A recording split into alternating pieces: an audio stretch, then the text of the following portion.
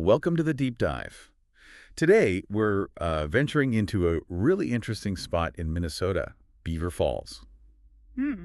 and the county park that's got the same name. That's right. We've gathered info from, Renville County sources, the Historical Society there, even looked at the Dirt Camping app. Right, all to give a good picture of the place, Yeah.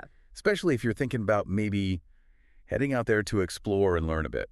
And just a quick point up front, you might see stuff about Beaver Falls in Pennsylvania. We actually have a little bit on that too from their tourism folks in a Reddit thread. Okay. But our main focus today really is the Minnesota one. We'll maybe touch on PA briefly just to see the contrast, but Minnesota's the target for this deep dive. Got it. Minnesota it is. So let's maybe start with the history. Yeah. Because it turns out Beaver Falls isn't just, a park. It's got some real historical significance in Renville County. It really does. And this is quite interesting. Beaver Falls was actually the first county seat for Renville County. Yeah, okay. The first one. Yeah, think about that. This area, which is maybe quieter now, was once the administrative center for the whole county. That's fascinating. And the Renville County Historical Society, they actually have a booklet, apparently, that talks about Beaver Falls, and they use the word demise after the county seat moved to Olivia. Demise, yeah. That definitely catches your attention, doesn't it? It does. It makes you think, what happened? What were the changes that led to Olivia becoming the seat instead? Suggests the deeper story there for anyone interested in that local history stuff. Absolutely. Like, what were the factors? Why Olivia? What did it offer that maybe Beaver Falls couldn't long term? That booklet sounds like it could be a really interesting read itself. For sure. But, okay, for today, let's focus on what Beaver Falls is really known for now, which is Beaver Falls County Park. If someone's planning a trip, wants to explore, what are the key details? Where is it exactly? Okay, location. It's at 31599 County Road 2 in Morton, Minnesota. So if you're coming from Olivia, you'd head south on Highway 71 and then hang a right, go west about 3 miles on County Road 2. Got the coordinates, too, for the Yeah. GPS folks. Yep. Let's see. 44.58 euro 0000000000097 west. Should get you right there. Perfect. And what about the park itself? What kind of experience can people expect, like, for camping? Right, camping. It offers 20 rustic campsites, so not fancy, but sounds like a real outdoors experience. And they're kind of divided into 2 different areas, which is smart. Okay, 2 areas. What are they? So first, there's the horse camp. Pretty clear who that's for. Huh. Yeah, self-explanatory. Exactly. It's set in, like, wooded ravines, sounds nice, and it has the practical stuff horses need: ties, manure bunkers, and access to Beaver Creek. Clearly set up for people riding it. Makes sense. And the other area? The other part, the upper half, is called the recreational area. It's also along Beaver Creek. This is more for general camping, I guess. You've got shelters, restrooms, water, fire pits, the usual camping essentials. And trails. I assume there are trails connecting all this. Oh, yeah. That's a big feature. Both areas have access to what sounds like a pretty extensive network of multi-use trails. Multi-use, meaning? Hiking, biking, and, of course, horseback riding. So however you like to get around outdoors, it sounds like they've got options. Nice. And the amenities sound pretty decent overall. Shelters are always good. Definitely.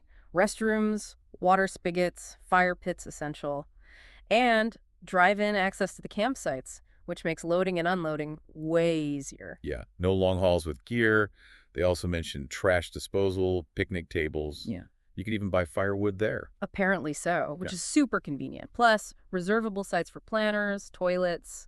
They allow pets, which is great for many people. Always good to double check the pet rules, though. Always. And fires are allowed, but again, check for any current restrictions. They even have some sites with electricity hookups. Oh, okay, so not entirely rustic then. Seems like a mix. Plus a dump station for RVs, and if you like water, there's canoe access, a boat landing, even a fishing pier. Sounds pretty well-rounded.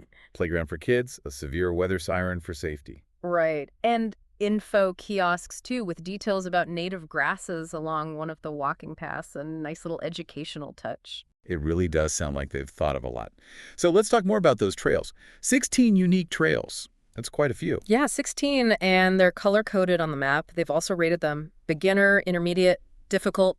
Okay, so something for everyone. What's an easy one? The easiest is called the Falls. It's just a quarter mile. Probably takes you right to the falls. Makes sense. And the intermediate ones? There's a bunch. North Creek, South Creek, Old Mill, Power Line. Some fun names, too, like Beaver, Damn Good View, Yeah. and Jesse James Hideout. Wonder what the story is there. Ooh, intriguing. Also Dead Man's Loop, Horse Ridge, Tail End, North Woods. These are mostly between, say, half a mile and just under a mile, a bit more involved. Okay. And the difficult ones? Are they super long? Actually, no, mostly shorter. Lead Lane, Tail End Loop, Horse Ridge Spur, Sandy Wood, Overlook Pass, many are around a third of a mile. Tail End Loop is the longest of those at about 3/4 of a mile. Huh.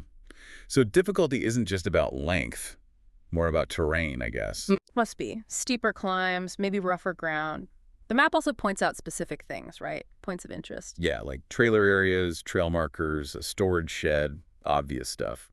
But also natural features, horse tie spots, mostly in the horse camp. And a historic site, marked right on the map. Yeah, that ties back to the whole county seat history, maybe. Definitely something to look for. For sure. Plus all the practical markers. Yeah. Handicap parking, gates, bridges, water fixtures, restrooms, shelters. Regular campsites, the horse camp area, fishing pier, boat landing. It sounds like a really useful map for navigating the park. Seems like it. And if you explore everything in the park and want more, the dirt mentions Alexander Ramsey Park and the Redwood Falls Zoo are nearby. Oh, okay. So you could make a bigger trip out of it. Yeah, definitely potential for a full day or weekend exploring the wider area. Good to know. What about contact info if people have questions or want a book? Let's see. General info number is +1 320 523 3747. Email is parkstepped@co.renville.mn.us. They have a website too. And reservations. Says contact the campground directly for those. And the dirt also gives some useful travel time estimates. Oh, yeah. Like from where? About an hour and 12 minutes from Mankato, hour 40 from St. Cloud, hour 46 from Minneapolis, and just over 2 hour, maybe 2 hours 11 from Sioux Falls. Okay, so reasonably reachable from several cities. Helpful context. Definitely gives you an idea of the drive. So putting it all together, Yeah. what are people actually saying about it? The user reviews? Generally really positive, according to the Dude. People call it nice, clean, peaceful. Sounds like what you want from a county park, right? Absolutely. They really seem to like the rustic camping spots, especially the ones near the creek. That seems to be a big draw. Camping by the water is always nice. Yeah. And apparently good fishing for kids, good trails for walking and riding. Just one note of caution came up. What's that? Someone mentioned it might be a bit tight for bigger RVs, especially if it's been wet.